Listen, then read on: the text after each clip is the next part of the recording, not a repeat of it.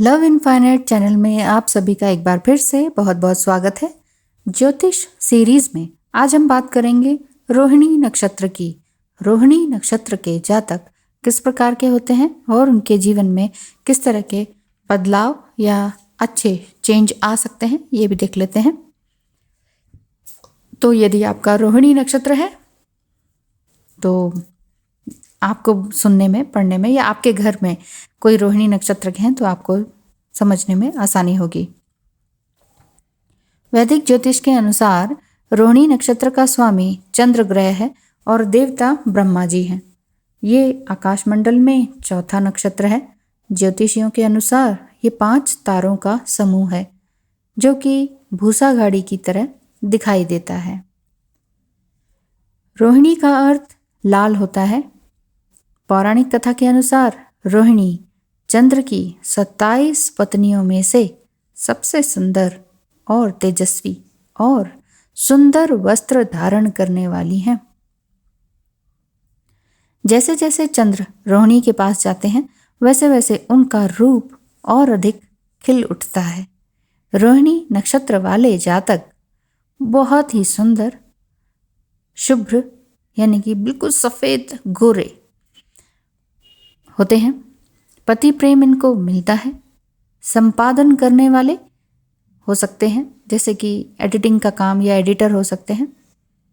गणना करने में एक्सपर्ट हो सकते हैं, मैथमेटिशियन हो सकते हैं। बहुत ही तेजस्वी होते हैं।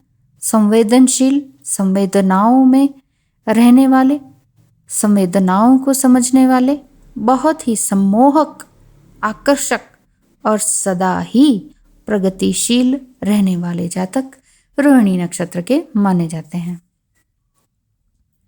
ये सुंदर और मीठा बोलने वाले होते हैं। ये लोग घर और कार्य क्षेत्र में व्यवस्थित रहना पसंद करते हैं। इन्हें गंदगी बिल्कुल भी पसंद नहीं है। कहीं भी गंदगी होती है तो या तो खुद साफ करने लगते हैं या दूसरों को डांटने लगते हैं। रोहिणी नक्षत्र वाले लोग स्वभाव से कोमल होते हैं और सौंदर्य के प्रति लगाव इनके प्रमुख गुणों में से एक है। इस नक्षत्र के लोग संगीत, नृत्य तथा चित्रकला में रुचि रखते हैं। ये सदा दूसरों में गलती ढूंढते रहते हैं क्योंकि इन्हें साफ गोई पसंद है। हर चीज़ में परफेक्शन पसंद है। संगीत में भी, नृत्य में भी, चित्रकला में भी और सफाई में भी।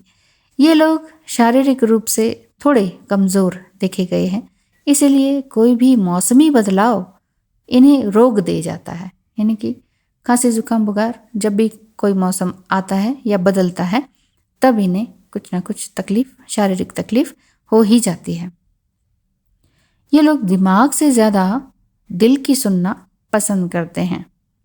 आप भी रोहिणी नक्षत्र के हैं तो आप जानते होंगे कि हाँ, आप दिल की बहुत अच्छी तरीके से सुन लेते हैं। माता से या माँ से इन्हें विशेष स्नेह होता है तथा सहयोग मिलता है, इसीलिए माँ से इनका विशेष लगाव होता है। ये जिन क्षेत्रों से जुड़े होते हैं उनमें यश और प्रसिद्धि प्राप्त करते हैं।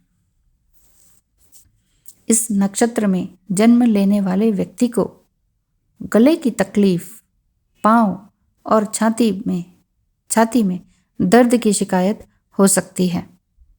यदि आपको भी ऐसा ही है तो ये रोहिणी नक्षत्र के कारण है। ऐसा नहीं है कि ये बिल्कुल ठीक नहीं होता है, पर लगातार छोटी मोटी इस तरह की शारीरिक समस्याएं बनी रहती हैं। एस्ट्रोलॉजिकल चार्ट रीडिंग अगर आपने करवानी है तो आप देख सकते हैं। आपके जीवन के पर्टिकुलर एक क्वेश्चन को जानना है तो वो भी आप देख सकते हैं। प्रॉपर शादी या बच्चे नहीं हो रहे या क्या उपाय है, किस तरह से आगे कर सकते हैं, है भी या नहीं है, तो पहली संतान कौन सी, दूसरी कौन सी, कितनी संतान है, ये भी जान सकते हैं। कोई कोर्ट कचहरी का केस चल रहा है, काफ़ी लंबा केस चल चुका है, कब छुटकारा मिलेगा, कब फ्री होंगे इन सारी चीज़ों से, वो चीज़ जाननी है, वो भी जान सकते हैं। तो पर्टिकुलर एक क्वेश्चन के लिए भी आप पूछ सकते हैं, पर कुंडली तो बनानी पड़ेगी, उस हिसाब से आपसे फी ली जाएगी। तो आप कॉन्टैक्ट नंबर 8307788247 पर ज़रूर आइएगा। समस्या का निवारण अवश्य होगा। विश्वास के साथ आएंगे, विश्वास के साथ मैं पूरा समय देकर अच्छे से काम करूंगी और ईश्वर की कृपा से काम सही चल रहा है। आप सभी की मैं बहुत सारी तकलीफ़ें दूर कर पा रही हूँ। मैं तो कौन होती हूँ, मेरी इतनी औकात नहीं, ईश्वर की कृपा है। ठीक है, तो आइएगा ज़रूर। महिलाओं को रोहिणी नक्षत्र की अनियमित मासिक धर्म की समस्या का सामना करना पड़ सकता है, ऐसा देखा गया है।